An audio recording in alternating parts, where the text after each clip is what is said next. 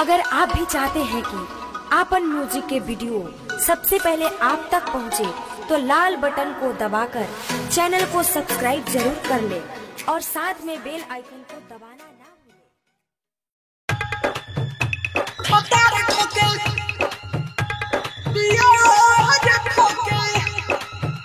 Recording by Palace Music, Kotoa.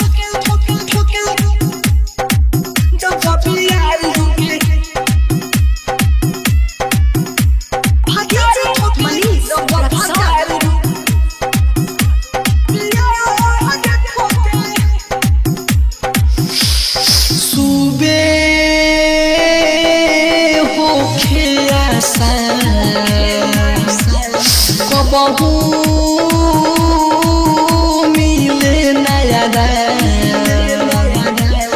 मजा खूब मिले पलंग रोज हिले दुनु गोड़ा कहीं में खोखे जब जब यार रोके तब तब भतार ठोके जब जब भतार रोके तब तब यार ठोके सुबे होखे ऐसा बहु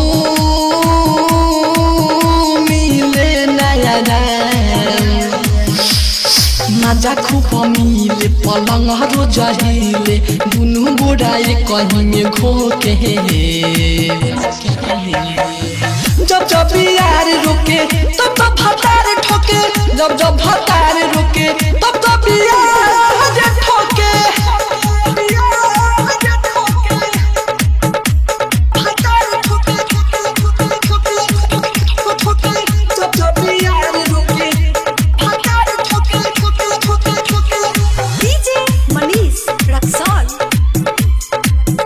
Recording by Palace Music, Kotoa. दुनु गोड़ा के महजा लेवे नी खूब पहाड़ा पहाड़ी कोनो खोले ला चोले कोनो उठावे ला साड़ी हाँ हाँ दुनु गोड़ा के महजा लेवे नी खूब पहाड़ा पहाड़ी कोनो खोले ला चोले कोनो उठावे ला साड़ी लाइट चौपा भूते याद हवा मोर सूते लाइट चौपा भूते याद हवा मोर सूते तब पियावा मुझे खोखे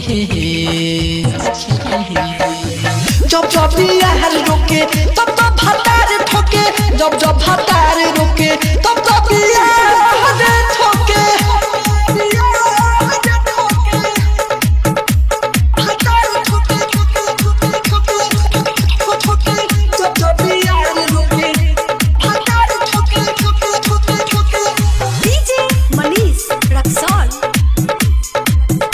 Recording by Palace Music, Kotoa.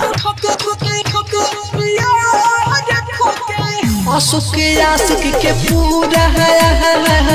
दिल बानी जवानी के विकास बेदरदी के जाने नहीं कहानी के